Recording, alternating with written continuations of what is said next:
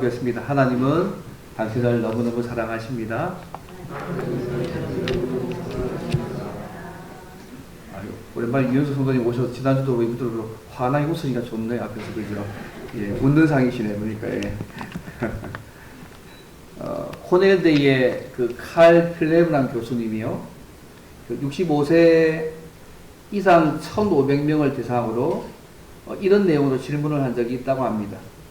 당신의 삶을 되돌아 봤을 때 가장 후회되는 것이 무엇입니까? 65세 이상의 분들이니까요. 당신의 삶을 되돌아 보았을 때에 가장 후회되는 것이 무엇이냐고 물어봤다고 합니다. 여러분은 어떠세요? 지금까지 사시면서 내 삶에 가장 후회되는 부분은 어떤 것이었습니까? 여러 가지 답변들을 많이 했지만 가장 많이 나온 답변이 이것이었다고 합니다. 너무 걱정하며 살지 말 걸 그랬다. 너무 걱정하며 살지 말 걸 그랬다는 것이 가장 많은 답변을 나왔다 합니다. 미래에 일어나지 않을 수 있는 상황들, 또 일어난다고 해도 우리가 어떻게 해볼 수 없는 상황을 놓고 미리 걱정부터 해서 시간을 낭비하고 삶을 낭비하고 살아왔다는 것을 가장 크게 후회했다는 것입니다. 그런데 신자들 가운데도요, 날마다 우리의 삶에 주어지는 염려와 걱정과 두려움과 여러 가지 많은 문제들을 안고 살고 있지만 정작 이런 문제들 때문에 정작 중요한 함께 하시고 살아계신 하나님을 가끔 바라보지 않는 분들이 가끔 있는 것 같습니다. 오늘 본문에 보면 어려운 현실 가운데 속에서 함께 하시는 하나님을 믿지도 않고 바라보지 않는 사람들과 하나님을 믿고 의지한 사람의 이야기가 나옵니다. 그래서 오늘 말씀을 통하여서 어려운 현실 가운데 있을 때에 우리가 신자로서 우리가 어떻게 살아가야 될지를 오늘 말씀을 통해서 함께 좀 생각해 보기를 원합니다. 크게 두 가지인데요. 우리가 어려운 현실 가운데 신자로서 우리가 어떻게 살아가야 될까요? 오늘 본문에서 우리가 너무 잘 아는 다윗과 골리앗의 이야기인데, 그죠? 이 말씀을 통하여서 우리가 어려운 현실 가운데 신자로서 어떻게 살아가야 할지를 함께 생각해 보기를 원합니다. 첫째는요, 우리의 구원이, 우리의 영적 승리가, 우리의 모든 문제가 전적으로 하나님의 손에 달려있음을 믿어야 합니다. 우리의 구원도, 우리의 영적 전쟁도, 영적 승리도, 모든 문제도 전적으로 하나님의 손에 달려있음을 믿어야 합니다. 사실 오늘 본문의 사건은요, 이 다윗과 골리앗의 사건만을 다루기에는 좀 생각해야 될 부분이 있습니다. 이 사건이 일어나기 전에 사무엘서 15장에 보면 사울의 불순종으로 인해서 하나님께서 사울로 하여금 왕이 되지 못하게 하시겠다고 말씀하셨습니다. 이 일로 사무엘이 크게 슬퍼하고 있을 때에 여호와께서 사무엘에게 나타나셔서 내가 이제 사울을 버려서 이스라엘 왕이 되지 못하게 했지만 내가 언제까지 슬퍼하겠느냐? 내가 이새의 아들 가운데 한 왕을 예비했다고 말씀하시고 다윗에게 기름을 부으셨습니다. 근데 이날 이후로요, 다윗이 여호와의 신에게 크게 감동되었다고 사무엘서 16장에 내용이 나와 있습니다. 이제 사울을 버리셨습니다. 이전 다윗에게 기름 부어서 이제 왕으로 세우셨고, 공주는 아니지만 그때 여호와의 신이 다윗에게 그때부터 임했다고 말씀하고 있습니다. 이와 동시에 사울 왕은요, 하나님의 부리신 악신이 번뇌케 해서 어려움 가운데 빠지게 되었고, 이로 인해 다윗이 사울의 병을 치료하기 위해서 수금도 타면서 병기도 호위병이 되었다고 16장에 나와 있습니다. 바로 이러한 때에 블레셋 사람들이 군대를 모아서 이스라엘을 공격하기 위해서 올라왔습니다. 이 블레셋과의 전쟁은요, 하나님께서 사울을 버리시고 다윗에게 기름을 부은 16장의 사건과 연결되어 있는 사건입니다. 그래서 블레셋이요, 소고와 아세가 사이에 에베스담의 진을 적치고 이스라엘 엘라 골짜기에 진을 쳤습니다. 솔직히 말해서 이스라엘과 블레셋이 골짜기를 사이에 두고 양쪽 산 비탈에 진을 쳤습니다. 한번 그림 한번 보여주시겠습니까? 지도 한번 찾아봤는데요. 예. 이 화면을 한번 보여주세요. 첫 번째 그림 보시면 아세가소가 보이시죠? 밑에 보시면 거기에 고사에 있는 엘라 골짜기 보이시죠? 이스라엘 진영이 있고 블레셋 진영이 이렇게 되어 있는 그 상황입니다. 예, 고마 보십시오. 예. 보시면 이쪽이 이스라엘 진영이면 그 사이에 이제 엘라 골짜기 있는 부분들로 그 사이에 있는 상황이었습니다. 어쨌든 하나님께 버림받은 지도자가 이끄는 전쟁이 아마 승리할 수 없지 않겠습니까?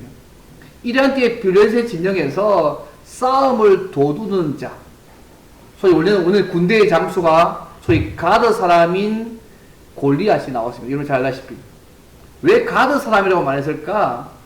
이스라엘 정탐꾼들이 가나안 땅에서 본 아낙 자손입니다. 소위 가스와 아스도트에 남아있는 거인족이 이 가드 사람이었습니다. 사실 골리앗이 속한 이 블레셋은요, 하나님의 심판을 받아야 될 가나안 족속이었습니다. 근데 그 일부가 남아서 지금 하나님의 백성을 괴롭히고 있는 것입니다.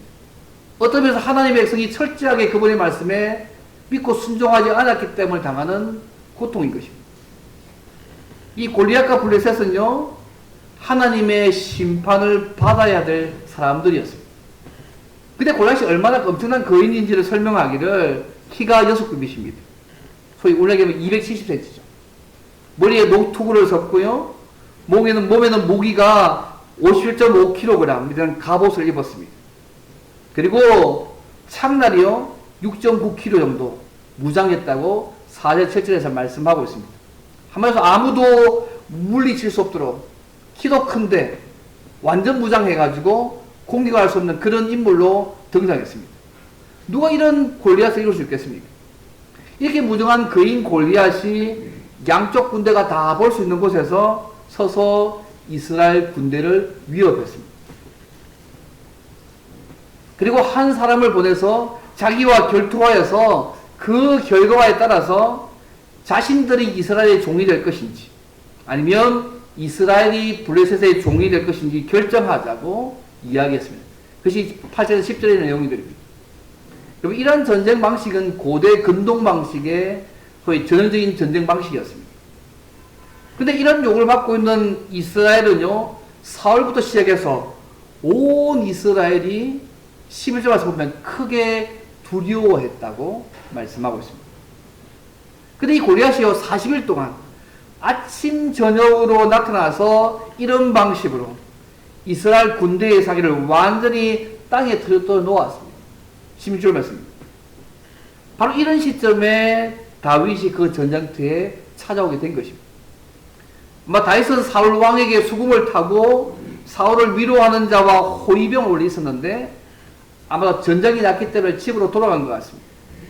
이 다윗이 아버지 이새의 말을 듣고 전쟁에 참여한, 여러분 알다시피 세형의 안부를 알기 위해서 전쟁터에 왔다가 골리앗이 하나님의 군대를 모욕하는 이 광경을 그가 본 것입니다. 21절부터 23절까지 말씀입니다. 그래서 다윗이 26절에 이렇게 말씀합니다. 이 할례 없는 블레셋 사람이 도대체 누구간데 살아계신 하나님의 군대를 모욕하느냐고 말하면서 자신이 골리앗과 싸우기를 원했습니다. 여러분, 사실 골리앗과의 싸움의 핵심의 문제는 뭐냐면 하나님에 대한 모욕입니다. 그런데 이스라엘 백성들과 사울과 온 백성들은 이 골리앗이 하나님을 모욕하고 있음에도 불구하고 하나님과 골리앗과의 싸움을 본 것이 아니고 골리앗은 난공불락의 장수와 자기를 비교해서 보니까 무서워 떨 수밖에 없는 것입니다. 근데 다윗은요, 달랐습니다. 똑같은 상황이었지만 이 문제를 골리앗과 자기의 관계로 본 것이 아니고 골리앗과 하나님과의 싸움으로 그걸 본 것입니다. 저도 골리앗이 그가 하나님께 싸움을 걸고 있다고 다윗은 생각한 것입니다. 그래서 다윗은 이 싸움이요, 하나님을 모욕하는 골리앗과 하나님과의 싸움으로 인식했기 때문에 하나님이 골리앗과 비교할 수 없는 만군의 하나님이라고 그렇게 말한 것입니다. 또 이 싸움은 한편으로는요, 골리앗의 신들과 다윗의 신 하나님 사이의 문제이기도 합니다. 왜냐하면 골리앗이 다윗과 대리하는 현장에서요, 그 신들의 이름으로 다윗을 저주한 장면이 43절에 나옵니다. 이 영적인 싸움의 상황입니다. 이번 그때까지 이스라엘 군대는요, 사울도 용사였지 않습니까? 싸움 못한 사람이 아니고 사울도 용사였습니다. 사울의 아들 요나단은 자기의 병기든 자와 함께 블레셋 사람 20명을 죽인 용사였습니다. 3월 14년에 그 사건이 나오지 않습니까? 그리고 군대 장관 아브넬도 있었습니다. 근데 아무도 골리앗을 상대할 만한 힘은 없었습니다. 왜요? 골리앗과 자기 자신을 비교했기 때문입니다. 이런 형편의 다윗이요, 자원에서 이런 골리앗과의 싸움에 나가려고 하니까 이 말을 듣는 다윗의 형 맏형 엘리압이 뭐라고 얘기합니까? 교만하다. 다시 교만하다고 꾸짖었습니다. 그게 30절 말씀입니다. 아니 어찌 네가 이방 족속 골리앗이 감히 하나님을 모독하고 있다고 이렇게 다윗은 분노했는데, 형 엘리압은요, 다시 능력도 없는 주제에 거대한 골리앗을 대항하는 교만함을 분함하고 있다고 분노하고 있습니다. 다윗은요, 하나님을 대적하는 모욕하는 골리앗에서 분노했는데, 형은 반대로 능력도 없는 주제에 참여하는 다윗을 대해서 분노하고 있습니다. 분노의 차원이 되지 않습니까? 이러한 책임을 듣고도 불구하고 다윗은요, 다른 사람에게 자신을 알렸고, 이 말을 들은 사람이, 어떤 사람이 사울에게 그것을 전했습니다. 31절 말씀입니다. 사울이 다윗을 불렀습니다.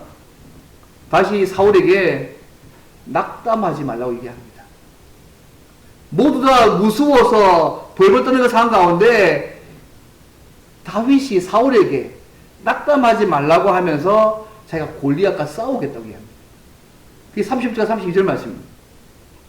사울이 보니까 싸움할 만하지 않으니까 거절합니다. 근데 다시 뭐라고 얘기합니까? 자기가 믿고 경험한 그 하나님을 사울에게 고백하면서 골리앗과의 싸움에 보내달라고 간청하고 있는 모습이 34절부터 37절까지 말씀입니다. 다시 어떻게 얘기합니까? 여호와께서 사자나 곰에게서 나를 건져내신 것처럼 블레셋 사람의 손에서도 건져내실 것을 믿는 확신을 가지고 나아가고 있습니다. 내가 곰과 사자와 싸워서 이겨온 경험이 있습니다. 그걸 얘기하는 게 아닙니다. 곰과 사자와 싸움할 때에 하나님께서 나를 건지신 것처럼 이 블레셋, 이 골리앗의 싸움에서도 나를 건져셔서 구원하실 것이라는 확신을 가지고 있습니다. 매일매일 하나님을 경험했던 그거가요, 그죠? 그 하나님이 하신 그 경험에 근거해서 똑같은 상황에 대비해서 말씀하고 있다는 사실을 기억하실 필요가 있습니다. 36절 얘기하잖아요. 주의 종이 사자와 곰도 쳤은즉, 사실은 하나님의 군대를 모욕한 이 할례 없는 블레셋 사람이니까 그가 그 짐승의 하나와 같이 되리라. 이번 다윗이요, 골리앗이 가지고 있는 외적인 조건을 보고 있지 않습니다. 온 이스라엘과 사울과 온 병사들은 골리앗의 그 존재에 대한 조건과 상황을 보았지만, 확률을 보지만 다윗은요, 그거 중요하지 않습니다. 그의 관점은 그가 하나님을 모욕하고 있고, 이 모욕하는 이 사람을 하나님이 그를 없애실 것이라는 믿음들을 강하게 가지고 있는 것입니다. 나를 구원한 것처럼 내가 믿어 나아가면 하나님 이렇게 하실 것을 믿고 있는 믿음의 확신을 가지고 나아가고 있습니다. 한마디로 하나님께서 그렇게 하실 것이다 고백하며 말하고 있습니다. 그 하나님을 위한 열심이 이 다윗이 골리앗과 싸우게 만들고 있습니다. 여러분, 이때 다윗의 나이가 몇 살이었을까요, 여러분? 몇 살이라고 생각하십니까? 33절에 소년이라는 이 말 때문에 종종 다윗이 나이 어린 소년이었을 거라고 생각하지만 사실 그렇지 않습니다. 원래 원어 이 단어는요, 나이 어린 소년이 아니라 젊은이 또는 장성한 청년으로 번역되는 말입니다. 이번 사울이요, 자기 군복을 입혀서 갑옷을 입혔지만 익숙하지 않았기 때문에 멋잖아요. 그게 38절 39절에 나오잖아요. 이번 사울이요, 자기 백성들보다 키가 어깨만큼 더 큰 사람이었음을 여러분 아시죠? 사무엘상 9장에 나오거든요. 근데 다윗이 만약에 어린 소년이었다면 사울이 그의 갑옷을 입히는 자체가 이상한 행동이었습니다. 그가 소년이 아니었음을 보여주는 부분입니다. 다윗은요, 우리 생각하는 나오는 어린 소년이 아니었습니다. 젊은이 또는 장성한 청년 정도 부분이었습니다. 다윗이 자신이 늘 해오는 방식대로 손에 맞대기를 잡고 시내에서 매끄러운 돌 5개를 주워서 주머니에 넣고 그의 익숙한 손에 물매를 두고 골리앗에게 나아가는 장면이 47의 말씀입니다. 이 모습을 본 골리앗이요, 너무 어이가 없었던 것 같습니다. 골리앗이 다윗을 보고 업시적이었습니다. 그 이유는 다윗이 젊고 붉고 용모가 아름답기 때문이라고 성경에 말씀합니다. 누가 보아도 이스라엘 패배가 분명한 상황입니다. 근데 골리앗이 가까이 올 때요, 다윗이 돌을 물매로 던져서, 이 고대 근동의 공격용 무기입니다. 여러분, 물총 같은 게 아닙니다. 골리앗 이마에 박히게 하고 골리앗의 칼로 그의 머리를 베었습니다. 그게 48부터 50까지 내용입니다. 여러분, 골리앗을 줄 때 다윗의 손에 칼이 없었습니다. 여러분, 그렇잖아요? 다윗의 승리가 어떤 무기나 힘이 아니라 전적인 하나님의 은혜였음을 오늘 본문이 말씀하고 있습니다. 그래서 골리앗 사람들이요, 자기 용사의 죽음을 보고 도망했고 이스라엘은 다윗으로 말미암아 승리한 내용들이 55절까지 쭉 되어지고 있습니다. 화면에 그림이라도 보세요. 보였네요. 빠르다. 이게 물맷돌입니다. 물맷입니다. 이 물맷이요, 고대 건동에는 공격용 무기였습니다. 저희 빠르게 가면 시속 160km까지 갑니다. 그래서 굉장한 부분의 공격 무기였습니다. 그래서 실제로 성경에 보게 되면 이 물맷돌에 익숙한 전투병사들이 성경에 나와 있습니다. 뒤에 한번 보십시오. 이 그림은요, 한 10몇 년 전에 발견된, 이게 아마 골리앗의 골이라고 머리, 그죠? 해골이라고 생각했던 부로 추정되는 건데, 확실히 안 돼. 어쨌든, 그래서 가져와서 보시면, 이마 쪽에 돌이 박히는 거 보이십니까? 그래서 이게 이스라엘 근동에 발견되어졌는데, 그때는 이것이 아마 골리앗의 이것이 시체걸 생각하고 그 다음 그리 보십시오. 그 다음 하나 더 있습니다. 예. 한번 넘어갈 겁니다. 예.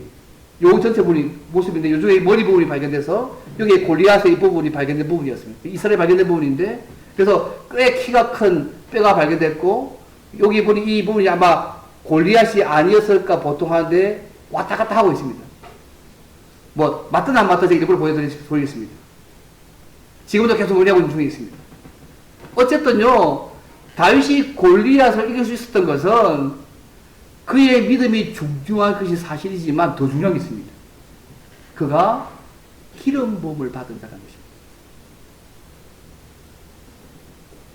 다윗이 공식적으로 왕으로 취임하지는 않았지만 하나님의 사역자로서, 왕으로서 당신의 백성을 구원하기 위해 보내신 구원자로 지금 서 있는 것입니다. 하나님께서 그 직분을 감당할 수 있는 여호와의 영을 다윗에게 부어주셨습니다. 사무엘 16장 13절에 나와 있습니다. 기름 붓고 난 이후부터 그때부터 다윗이 여호와의 영에게 크게 감동된다 말씀하고 있습니다. 우리가 볼 때는 아무 힘없고 연약한 다윗이 가는 것처럼 보이지만 하나님이 기름 부은 자 다윗을 통해서 당신의 백성을 구원하시고 있는 장면이 다윗과 골리앗 사이에 정말 중요한 부분입니다. 하나님의 영에 감동된 다윗이 하나님의 도구가 되어져서 하나님을 모독하는 골리앗을 쓰러뜨리고 있는 장면이 중요한 부분입니다. 구약시대에 기름 부음을 받아 왕으로 세움받은 자는 백성을 구원한 자로 세움을 받았을 뿐만 아니라 백성의 구원자로 오실 예수 그리스도를 예표하는 사람이었습니다. 하나님은 다윗을 세워서 이스라엘을 블레셋의 위험에서 구원해 주셨습니다. 기름 부음 받은 다윗의 성리는요, 사울의 거듭되는 범죄로 인해서 떠나버린 하나님의 영이 이전 다윗을 통해서 나타나고 있는 것을 보여준 사건입니다. 하나님 이 사건을 통해서 다윗이요, 고역에서 말하는 것처럼 두 가지를 보여주시고 있습니다. 첫째는 뭐냐면 온 땅으로 하여금, 블레셋 군대들에도 하여금 이스라엘에 하나님이 계신 줄 알게 하고 여호와의 구원하심이 칼과 창에 있는 것이 아님을 보여주려는 의도가 있다고 46절과 47절에 말씀하고 있습니다. 온 천하에 이제 하나님이 살아계셔서 살아계신다. 여호와의 구원하심이 눈에 보이는 그런 칼과 창에 있는 것이 아니고 하나님께 있음을 보여주는 게 첫 번째 목적입니다. 이 말씀은 45절 47절이 그 내용을 말씀하고 있지 않습니까? 둘째는요, 하나님께서 이스라엘 백성의 기름 부음 받은 다윗을 통해서 구원하신 것을 보여주기 위하였습니다. 소위 기름 부음 받은 자인 다윗이 역사 무대에 등장하는 첫 사건이 다윗과 골리앗의 사건입니다. 당시 이 전쟁에 참여한 이스라엘 백성들은요, 다윗이 기름 부음 받은 사실을 알지 못했다고 해도 다윗의 이 말을 통해서 여호와가 구원자라는 사실을 알게 되었을 것입니다. 이스라엘뿐만 아니라 온 땅이 여호와가 여전히 자기 백성의 왕으로 함께 하시고 그분의 구원이 그분의 크신 능력에 달려있음을 보여주신 것입니다. 그래서 이 다윗과 골리앗 사건은요, 우리에게 굉장히 중요합니다. 실제로 다윗이 골리앗을 물리침으로 이스라엘 백성들을 구원했고 그 백성을 통해서 예수님을 보내주셨습니다. 다윗의 후손을 통해 오신 예수님은요, 완전한 승리를 하셨습니다. 어디에서요? 십자가 사건에서. 우리의 과거, 현재, 미래의 모든 죄를 다 용서하셨고 주님이 재림하시면 완벽한 승리를 하실 것입니다. 예수님은 하나님의 백성의 대표자로서 우리의 죄를 한꺼번에 지고 십자가에서 죽으셨습니다. 그 결과 우리를 포함한 모든 하나님의 백성이 구원을 얻게 된 것입니다. 여러분 사도행전 보시면요, 13장 22절, 23절 이 말씀이 있습니다. 사울을 패하시고 다윗을 왕으로 세우시고 정은하 이르시되 내가 이새의 아들 다윗을 만나니 내 마음에 맞는 사람이라 내 뜻을 다 이루리라 하시더니 그 다음이 하나님이 약속하신 대로 이 사람의 후손에서 이스라엘을 위하여 구주를 세우셨으니 곧 예수라고 말씀합니다. 누가가요? 사도행 13장에서 다윗의 인물에서 해석하면서 우리를 구원을 위해 세우신 특별한 직분을 가진 자로 예수의 통례 부분으로 말씀하고 있음을 기억하실 필요가 있습니다. 자, 성도분,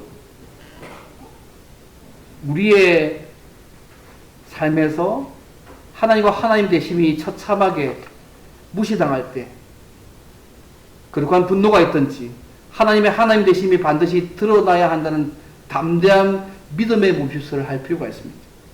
우리의 삶 가운데 하나님을 보지 못하게 만드는 이런 삶의 현실을 가지고 계십니까? 내가 못 보는 것이 이제 하나님이 계시지 않는 건 아니지 않습니까? 이제 함께 계시고 우리와 함께 계시는 그 하나님이 내가 보이지 않는 그 상황에서도 함께 계시고 있습니다. 현실적인 문제로 인해서 하나님과 그분의 은혜를 잊지 않으시기를 바랍니다. 오늘 우리의 삶이 온 세상 사람들에게 하나님이 여전히 우리의 왕으로, 살아계신 왕으로 함께 계시고, 우리의 구원이, 우리의 영적 승리가, 우리의 삶의 모든 문제가 하나님과 그분의 크신 능력이 있음을 우리의 삶을 통해서 보여주시기를 바랍니다. 오늘날도 우리의 구원이, 우리의 영적 정죄의 승리가, 우리의 모든 문제가 전적으로 하나님의 손에 달려있음을 믿으시기를 바랍니다. 만군의 여호와 이름이 우리에게 모든 어려움을 이겨나가게 하시는 하나님의 능력이 될 것입니다. 그래서 하나님의 백성은요, 하나님의 능력으로 성령의 도우심으로 모든 악을 이겨낼 수 있습니다. 믿음으로 산다고 이야기하면서 문제가 많을 때마다 살아계신 하나님을 바라보지 않고 사울과 백성들처럼 환경 바라보다가 자신감 상실하고 기가 죽지 않으시길 바랍니다.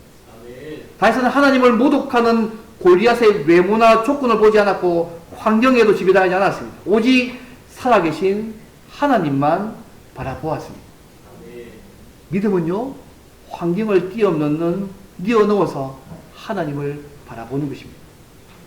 그래서 다윗처럼 어떤 상황이 있다 한다 할지라도 우리의 구원이, 우리의 모든 문제가, 우리의 승리가 하나님께 달려있음을 믿으시고 살아계신 하나님만 바라보는 믿음의 삶을 살아가면 저 여러분 되시기를 주님을 바랍니다. 이게 첫 번째입니다. 그럼 우리가 어떻게 하면 하나님의 구원과 성리를 누릴 수 있을까요? 두 번째입니다. 짧게 끝내겠습니다. 왕같은 제사장으로서 삶 속에서 주님과 그분의 능력을 의지해야 합니다. 이제는 왕같은 제사장으로서 우리의 삶 속에서 주님과 그분의 능력을 의지해야 합니다. 그러면 하나님의 구원, 승리, 우리의 모든 문제를 해결하시는 하나님의 은혜를 우리의 삶 가운데 누릴 수 있게 하실 것입니다. 사실 골리앗이 나온 이 상황에서요, 다윗은 하나님을 의지하는 사람이었고 백성들은 두려워했습니다. 왜요? 하나님이 안 보이니까요. 골리앗만 보이고 골리앗의 상황만 보이니까 그들은 두려워 도망치기 바빴습니다. 그러나 이 상황 가운데 다윗은요, 골리앗의 상황이나 조건을 본 것이 아니고 환경을 본 것이 아니고 살아계신 하나님을 바라보고 의지했습니다. 그래서 우리가 하나님을 의지하여서 골리앗 같은 엄청난 역경을 극복하는 신앙의 사람이 되든지 아니면 골리앗 같은 사탄의 세력 앞에서 벌벌 떠는 그리스도인이 되어서는 안 된다고 정할 수 있지만 더 중요한 것은 뭐냐면요, 하나님의 인용을 받은 다윗이 독특한 직분을 가진 왕으로서 이 일을 하고 있다는 사실을 기억하시면 좋겠습니다. 과거에 하나님께서 다윗을 세워서 골리앗을 물리치게 하시고 승리를 주시고 이스라엘 백성들이 하나님의 통치의 기쁨을 누리게 만들었습니다. 이번 다윗은요, 하나님을 대신하여 싸운 사람이었습니다. 결국 다윗의 싸움은요, 다윗의 싸움을 하나님이 도와주신 게 아닙니다, 여러분. 오해하시면 안 됩니다. 다윗이 싸우고 있는데 하나님이 도와주신 게 아니라 하나님의 싸움에 다윗이 동원된 것입니다. 그리고 이 차이 아시겠습니까? 다윗의 싸움에 하나님이 동원된 것이 아니라 하나님의 싸움에 다윗이 동원된 것 뿐입니다. 이제 하나님께서 마지막 날에 예수님을 다윗의 후손으로 보내주셔서 구원을 이루어주셨습니다. 지금도 살아계셔서 우리와 함께 하시고 예수님 안에서 하나님의 은혜로운 통치를 우리에게 경험하게 해주십니다. 다윗은 만군의 여호와의 이름만 의지하고 믿음으로 나아갔을 때에 하나님께서 그에게 승리를 주셨습니다. 오늘 우리는 예수님 안에서 주의 말씀을 의지하여 나아갈 때 하나님의 백성을 해하려는, 우리를 무너뜨려 하는 골리앗 같은 대적들을 이길 수 있고 다시 골리앗을 물친 그 사건보다 더 큰 일도 할 수 있음을 잊지 않으시면 좋겠습니다. 왜요? 모든 성도들은 왕과 선지자와 제사장의 직분을 가지고 있기 때문에 왕 같은 제사장, 선지자요, 제사장 직분을 신약에서 예수님이 가지고 있음을 여러분 믿으십니까? 예. 그래서 우리의 삶 속에서 그리스도를 믿고 의지한다면 오늘 우리의 삶 가운데서도 그분께서 큰 승리를 주실 것입니다.